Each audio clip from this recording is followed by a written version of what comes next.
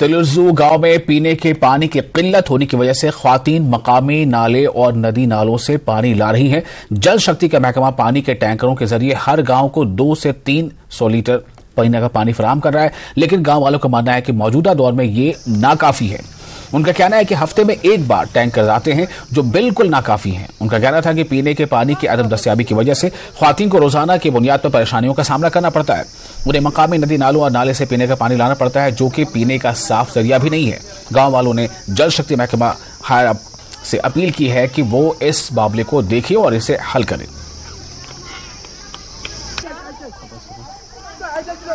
तुलरजू गाड़ खोड़ मज आब खालान दब मज यथ रंग रंग मुश्किल पेश आम गाड़ बिचर अत मज चपले अत मज बूट हून अमे मज त्रेश चवान पे खालान ये आब तूत मुश्किल आमुत वनकस दपान खुदाया कुन दी ना आब गाड़ वोल तमिस वन कुन सात आब त्रा दपान 200 लीटर गवर्नमेंट ओरे वन 200 लीटर त्रित कोता बर्दाश्त करो तिम 200 लीटरन पे बाकी जन वथान मज दसिल पर त्रेश क्यूत आब नोट मज हर नार त्रेश क्यूत आब नोट यह गयस योर त्रिकोल बल नालस मज अन तोरे आब त्रो 5 जायन थक तूत आव मुश्किल पेश कर गवर्नमेंटस अपील अगर सोन दाद बोझे आब गढ़ सोचे प्रात दह अगर वो प्रात दह एक दह कि बेक दह गोस आब बनन।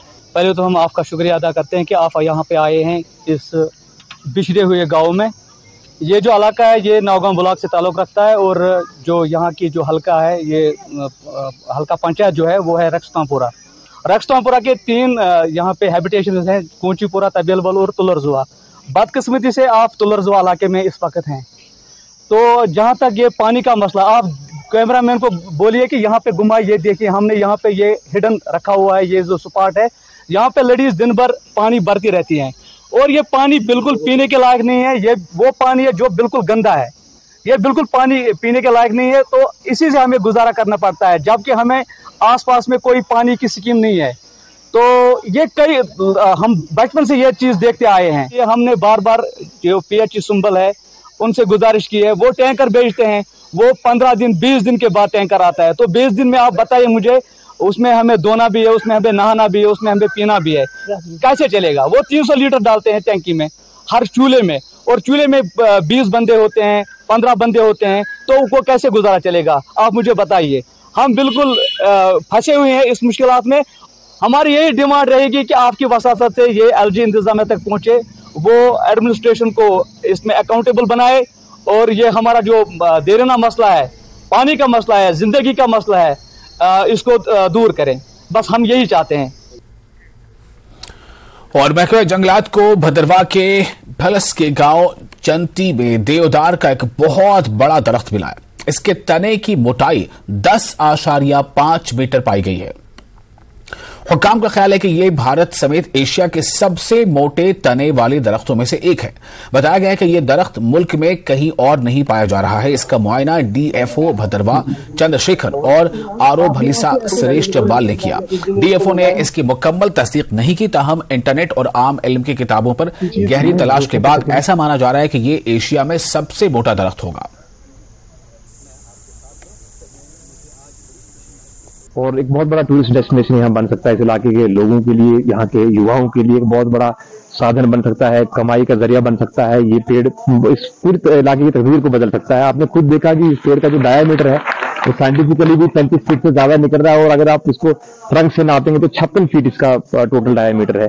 तो कहीं ना कहीं सरकार को या डिपार्टमेंट को या यहाँ के जो चुने हुए लोगों को उनको इसके बारे में सोचना चाहिए। मैं उन बुजुर्गों को मुबारकबाद पेश करना चाहूंगा, उनको श्रद्धांजलि पेश करना चाहूंगा कि जिन्होंने इस दरख्त को अपने बच्चों के से भी ज्यादा प्यार करके आज पाल के रखा है।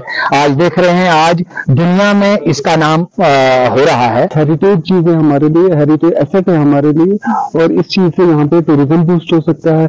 यहाँ पे एक यात्रा भी आती है, यात्रा का नाम क्या है? नाग मंदिर यात्रा आती है यहाँ पे।